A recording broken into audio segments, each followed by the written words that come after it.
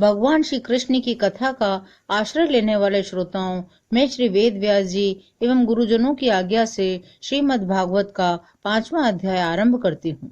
अध्याय 5, धुंधुकारी को प्रेत योनि की प्राप्ति और उससे उद्धार। सूत जी कहते हैं, शौनक जी, पिता के वन चले जाने पर एक दिन धुंधुकारी ने अपनी माता को बहुत पीटा और कहा, बता धन कहाँ रखा है, नहीं तो अभी तेरी लाठी से खबर लूंगा। उसकी इस धमकी से डरकर, पुत्र के उपद्रवों से दुखी होकर रात्रि के समय धुंधली कुएं में जा गिरी। इसी से उसकी मृत्यु हो गई। योगनिष्ठ गोकर्ण जी ने तीर्थ यात्रा के लिए निकल गए थे। उन्हें इन घटनाओं से कोई सुख या दुख नहीं होता था, क्योंकि उनका न कोई मित्र था न शत्रु। धुंधुकारी 5 वेश्याओं के साथ घर में रहने लगा। उनके लिए भोग सामग्री जुटाने की चिंता ने उसकी बुद्धि नष्ट कर दी। वह नाना प्रकार के अत्यंत क्रूर कर्म करने लगा। एक दिन उन उल्टाओं ने उससे बहुत से गहने मांगे। वह काम से अंधा हो रहा था, मौत की उसे याद नहीं आती थी। वो उन्हें जुटाने के लिए घर से निकल पड़ा। जहां तहां से बहुत सारा धन चुरा कर घर लाया और सुंदर वस्त्र और आभूषण ला करके उन वेश्याओं को दे दिए। चोरी का माल देखकर स्त्रियों ने रात्रि के समय विचार किया, यह नित्य ही चोरी करता है, इसलिए इसे किसी दिन राजा अवश्य पकड़ लेंगे। राजा यह सारा धन छीनकर इसे निश्चय ही प्राण दंड देंगे, और जब इसे एक दिन मरना ही है तो हम ही धन की रक्षा के लिए गुप्त रूप से इसको क्यों न मार दें। ऐसा निश्चय करके उन वेश्याओं ने धुंधुकारी को रस्सियों से कस दिया और उसे मारने का प्रयत्न किया। जब वह नहीं मरा तो उसके मुख पर देखते अंगारे डाले और अग्नि की लपटों से छटपटाकर वो मर गया। उन स्त्रियों ने उसके शरीर को एक गड्ढे में डाल दिया और स्त्रियों ने उसके शव को नष्ट कर दिया। उनके इस कृत्य का किसी को भी पता नहीं चला। लोगों के पूछने पर कह देती कि हमारे प्रीतम पैसे के लोभ से अब की बार कहीं दूर चले गए हैं, इसी वर्ष के अंदर लौट आएंगे। वे उल्टाएं धुंधुकारी की सारी संपत्ति समेट कर वहां से चंपत हो गई। उनके तो ऐसे न जाने कितने पति थे। धुंधुकारी अपने कुकर्मों के कारण भयंकर प्रेत हुआ। वह बवंडर के रूप में सदा 10 दिशाओं में भटकता रहता था। शीत धाम से संतप्त और भूख प्यास से व्याकुल होने के कारण हा देव चिल्लाता रहता था, परंतु उसे कहीं भी कोई आश्रय न मिला। कुछ काल बीतने पर गोकर्ण ने भी लोगों के मुख से धुंधुकारी की मृत्यु का समाचार सुना। तब उसने अनाथ समझकर उन्होंने उसका गया जी में श्राद्ध किया, और जहां जहां जाते थे वहां वे अपने भाई धुंधुकारी का श्राद्ध अवश्य करते थे। इस प्रकार घूमते घूमते गोकर्ण जी एक दिन अपने नगर में आए और रात्रि के समय दूसरों की दृष्टि से बचकर अपने घर के आंगन में सोने के लिए जा पहुंचे। वहां अपने भाई को सोया देखकर आधी रात के समय धुंधुकारी ने बड़ा विकट रूप दिखाया। कभी भेड़ा बनता, कभी हाथी, भैंसा, इंद्र और कभी अग्नि का रूप धारण करता। अंत में वह मनुष्य के आकार में प्रकट हुआ। ये विपरीत अवस्थाएं देखकर गोकर्ण ने निश्चय किया, यह कोई दुर्गति को प्राप्त हुआ जीव है। उन्होंने धैर्य पूर्वक पूछा, तू कौन है और रात्रि के समय इस प्रकार भयंकर रूप क्यों दिखा रहा है? तेरी यह दशा कैसे हुई? हमें बता तो सही, तू प्रेत है, पिशाच है अथवा कोई राक्षस है?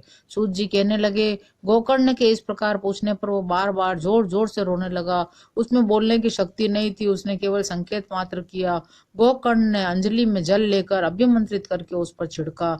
इससे उसके पापों का कुछ शमन हुआ और वह कहने लगा, मैं तुम्हारा भाई हूँ, मेरा नाम धुंधुकारी है।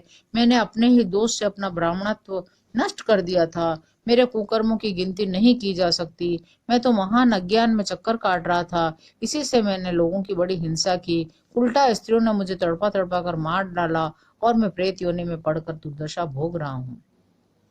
मैं केवल वायु भक्षण करके जीता हूँ। हे भाई, तुम दया के समुद्र हो, जल्दी से किसी प्रकार मुझे इस योनि से छुड़ाओ। गोकर्ण ने धुंधुकारी की सारी बातें सुनी। तब उससे बोले, भाई, मुझे इस बात का बड़ा आश्चर्य है। मैंने तुम्हारे लिए विधि पूर्वक गया जी में पिंडदान भी किया था, फिर भी तुम प्रेत योनि से मुक्त कैसे नहीं हुए?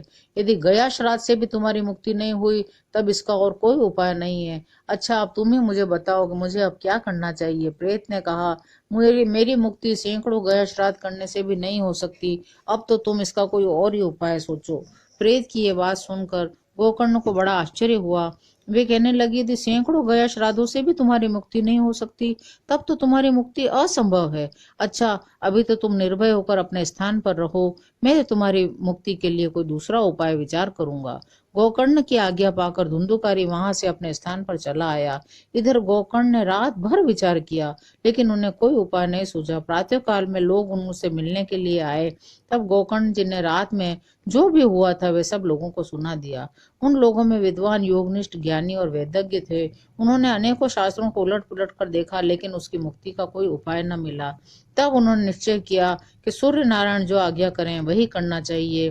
गोकर्ण ने अपने तपोबल से सूर्य की गति को रोक दिया। उन्होंने स्तुति की, हे भगवान, आप सारे संसार के साक्षी हैं, मैं आपको नमस्कार करता हूँ। आप मुझे कृपा करके धुंधुकारी की मुक्ति का साधन बताइए। गोकर्ण की प्रार्थना सुनकर सूर्यदेव ने दूर से ही स्पष्ट शब्दों में कहा, श्रीमद् भागवत से मुक्ति हो सकती है, इसलिए तुम उसका सप्ताह पारायण करो। सूर्य का यह धर्ममय वचन वहां सभी ने सुना। तब सबने यही कहा, प्रयत्न पूर्वक यही करो। है भी यह साधन बहुत सरल। अतः गोकर्ण जी भी तदनुसार निश्चय करके कथा सुनाने के लिए तैयार हो गए। देश और गांवों से अनेकों लोग कथा सुनने के लिए आए। बहुत से लंगड़े, लूले, अंधे, बूढ़े, मंद बुद्धि पुरुष अपने अपने पापों की निवृत्ति के उद्देश्य से वहां आ पहुंचे। इस प्रकार वहां इतनी भीड़ हो गई कि देखकर देवताओं को भी आश्चर्य होता था। जब गोकर्ण जी व्यास गद्दी पर बैठकर कथा कहने लगे, तब वह प्रेत भी वहां आ पहुंचा। इधर उधर बैठने के लिए स्थान ढूंढने लगा। इतने में उसकी दृष्टि एक सीधे रखे हुए 7 गांठ के बांस पर पड़ी। उसी के नीचे के छिद्र में वह घुसकर कथा सुनने के लिए बैठ गया। वायु रूप होने के कारण वह बाहर कहीं बैठ नहीं सकता था, इसलिए बांस में घुस गया। गोकर्ण जी ने एक वैष्णव ब्राह्मण को मुख्य श्रोता बनाया। प्रथम स्कंद से ही स्पष्ट स्वर में कथा सुनानी आरंभ कर दी। सायंकाल में जब कथा को विश्राम दिया गया, तब एक बड़ी विचित्र बात हुई। वहां सभासदों के देखते देखते उस बांस की एक गांठ तड़ तड़ शब्द करती हुई फट गई। इसी प्रकार दूसरे दिन सायंकाल में दूसरी गांठ फटी, तीसरे दिन उसी समय तीसरी। इस प्रकार 7 दिनों में 7 गांठों को फोड़कर धुंधुकारी 12 स्कंदों के सुनने से पवित्र होकर प्रेत योनि से मुक्त हो गया और दिव्य रूप धारण करके सबके सामने प्रकट हुआ। उसका मेघ के समान श्याम शरीर पीतांबर और तुलसी की मालाओं से सुशोभित था। सिर पर मनोहर मुकुट और कानों में कमनीय कुंडल झिलमिला रहे थे। उसने अपने बड़े भाई गोकर्ण को प्रणाम करके कहा, भाई, तुमने कृपा करके मुझे प्रेत योनि की यातनाओं से मुक्त कर दिया। यह प्रेत पीड़ा का नाश करने वाली श्रीमद् भागवत की कथा धन्य है तथा श्री कृष्णचंद्र जी के धाम को प्राप्त कराने वाला इसका सप्ताह पारायण भी धन्य है। जब सप्ताह श्रवण का योग लगता है तो पाप भी थर्रा उठते हैं और यह भागवत की कथा जल्दी ही उन पापों का अंत कर देती है।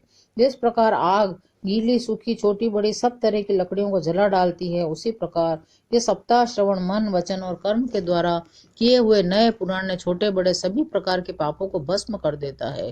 विद्वानों ने देवताओं की सभा में कहा है, जो लोग इस भारतवर्ष में श्रीमद् भागवत की कथा नहीं सुनते, उनका जन्म वृथा ही है। भला मोह पूर्वक लालन पालन करके यदि इसे अनित्य शरीर को हष्ट पुष्ट और बलवान भी बना लिया, तो भी श्रीमद् भगवत की कथा सुने बिना इससे क्या लाभ हुआ। अस्थियां ही इस शरीर के आधार स्तंभ हैं। नस नाड़ी रूप रस्सियों से यह बंधा हुआ है। उससे ऊपर से इस पर मांस और रक्त थोप कर इसे चर्म से मढ़ दिया गया है। इसके प्रत्येक अंग में दुर्गंध आती है, क्योंकि है तो यह मल मूत्र का भांड ही। वृद्धा अवस्था और शोक के कारण यह परिणाम में दुखमय ही है। रोगों का तो यह घर ठहरा। यह निरंतर किसी न किसी कामना से पीड़ित रहता है, कभी इसकी तृप्ति नहीं होती। इसे धारण किए रहना एक भार ही है। इसके रोम रोम में दोष भरे हुए हैं और नष्ट होने में इसे एक क्षण भी नहीं लगता। अंत में यदि इसे गाड़ दिया जाता है तो इसके कीड़े बन जाते हैं। कोई पशु खा जाता है तो विष्ठा हो जाता है। अग्नि में जला दिया जाता है तो यह भस्म की ढेरी हो जाता है। इस शरीर की 3 गतियां ही बताई गई है। ऐसे अस्थिर शरीर से मनुष्य अविनाशी फल देने वाला काम क्यों नहीं बना लेता। जो अन्न प्रातःकाल पकाया जाता है वह सायंकाल तक बिगड़ जाता है, फिर उसी के रस से पुष्ट हुए शरीर की नित्यता कैसे हो सकती है। इस लोक में सप्ताह श्रवण करने से भगवान की शीघ्र ही प्राप्ति हो सकती है। अतः सब प्रकार के दोषों की निवृत्ति के लिए एकमात्र यही साधन है। जो लोग भगवत की कथा से वंचित हैं, वे तो जल में बुदबुदे और जीवों में मच्छरों के समान केवल मरने के लिए ही पैदा होते हैं। भला जिसके प्रभाव से जड़ और सूखे हुए बांस की गांठें फट सकती है, उस भागवत कथा का श्रवण करने से चित्त की गांठों का खुल जाना कौन बड़ी बात है। सप्ताह श्रवण करने से मनुष्य के हृदय की गांठ खुल जाती है, उसके समस्त संशय छिन्न भिन्न हो जाते हैं, सारे कर्म क्षीण हो जाते हैं। यह भागवत कथा रूपी तीर्थ संसार के कीचड़ को धोने में बड़ा ही पटु है। विद्वानों का कथन है, जब यह हृदय में स्थित हो जाता है तब मनुष्य की मुक्ति निश्चित ही समझनी चाहिए। जिस समय धुंधुकारी ये सब बातें कह रहा था, उसके लिए वैकुंठवासी पार्षदों के सहित एक विमान उतरा। उससे सब और मंडलाकार प्रकाश फैल रहा था। सब लोगों के सामने ही धुंधुकारी उस विमान पर चढ़ गया। तब उस विमान पर आए हुए पार्षदों को देखकर उनसे गोकर्ण ने यह बात कही, भगवान के प्रिय पार्षदों, यहाँ तो हमारे अनेकों शुद्ध हृदय श्रोतागण हैं, उन सबके लिए आप लोग एक साथ बहुत से विमान क्यों नहीं लाए? हम देखते हैं यहाँ सभी ने समान रूप से कथा सुनी है, फिर फल में इस प्रकार का भेद क्यों हुआ, यह आप हमें बताइए। तब भगवान के सेवकों ने कहा, हे मानद, इस फल भेद का कारण इसके श्रवण का भेद ही है। यह ठीक है कि श्रवण तो सबने समान रूप से किया है, किंतु इस पर मनन सबने एक जैसा नहीं किया। इसी से एक साथ भजन करने पर भी उसके फलों में भेद रहा।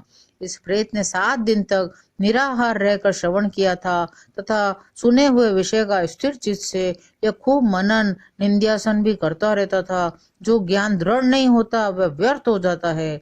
इसी प्रकार ध्यान न देने से श्रवण का, संदेह से मंत्र का और चित्त के इधर उधर भटकते रहने से जप का भी कोई फल नहीं होता। वैष्णवहीन देश, अपात्र को कराया हुआ श्राद्ध का भोजन, अश्रोत्रिय को दिया हुआ दान और आचारहीन कुल, इन सब का नाश हो जाता है। गुरु वचनों में विश्वास, दीनता का भाव, मन के दोषों पर विजय और कथा में चित्त की एकाग्रता इत्यादि नियमों का यदि पालन किया जाए तो श्रवण का यथार्थ फल मिलता है। यदि ये श्रोता फिर से श्रीमद् भागवत की कथा सुने तो निश्चय ही सबको वैकुंठ की प्राप्ति होगी। और गोकर्ण जी, आपको तो भगवान स्वयं आकर गोलोक धाम में ले जाएंगे। यूं कहकर वे सब पार्षद हरि कीर्तन करते हुए वैकुंठ लोक को चले गए। श्रावण मास में गोकर्ण जी ने फिर उसी सप्ताह क्रम से कथा कही। उन श्रोताओं ने उसे फिर सुना। हे नारद जी, इस कथा की समाप्ति पर जो कुछ हुआ वह सुनिए। वहां भक्तों से भरे हुए विमानों के साथ भगवान प्रकट हुए। सब और खूब जय जयकार और नमस्कार की ध्वनियां होने लगी। भगवान स्वयं हर्षित होकर अपने 5 जन्य शंख की ध्वनि करने लगे। उन्होंने गोकर्ण को हृदय से लगाकर अपने ही समान बना लिया। उन्होंने क्षण भर में ही अन्य सभी श्रोताओं को मेघ के समान श्याम वर्ण, रेशमी पीताम्बरधारी, किरीट और कुंडलादि से विभूषित कर दिया। उस गांव में कुत्ते, चांडाल पर्यंत जितने भी जीव थे वे सभी गोकर्ण जी की कृपा से विमानों पर चढ़ा लिए गए तथा जहां योगी जन जाते हैं उस भगवत धाम में वे भेज दिए गए। इस प्रकार भक्त वत्सल भगवान श्री कृष्ण कथा श्रवण से प्रसन्न होकर गोकर्ण जी को साथ लेकर अपने ग्वाल बालों के प्रिय गोलोक धाम में चले गए। पूर्व काल में जैसे अयोध्यावासी भगवान श्री राम के साथ साकेत धाम सिधारे थे, उसी प्रकार भगवान श्री कृष्ण उन सबको योगी दुर्लभ गोलोक धाम को ले गए। जिस लोक में सूर्य, चंद्रमा और सिद्धों की भी कभी गति नहीं हो सकती, उसमें वे श्रीमद् भागवत श्रवण करने से चले गए। नारद जी, सप्ताह यज्ञ के द्वारा कथा श्रवण करने से जैसा उज्जवल फल संचित होता है, उसके विषय में हम आपसे क्या कहें। अजी, जिन्होंने अपने कर्णपट से गोकर्ण की कथा के एक अक्षर का भी पान किया था, वे फिर माता के गर्भ में नहीं आए। जिस गति को लोग वायु, जल या पत्ते खाकर शरीर सुखाने से, बहुत काल तक घोर तपस्या करने से और योगाभ्यास से भी नहीं पा सकते, उसे वे सप्ताह श्रवण से सहज में ही प्राप्त कर लेते हैं। इस परम पवित्र इतिहास का पाठ चित्रकूट पर विराजित मुनीश्वर शांडिल्य भी ब्रह्मानंद में मग्न होकर करते रहते हैं। यह कथा बड़ी ही पवित्र है। एक बार के श्रवण से ही समस्त पाप राशि को भस्म कर देती है। यदि इसका श्राद्ध के समय पाठ किया जाए तो इससे पितृगण को बड़ी तृप्ति होती है और नित्य पाठ करने से मोक्ष की प्राप्ति होती है। इस तरह 5वां अध्याय समाप्त हुआ। जय श्री कृष्ण।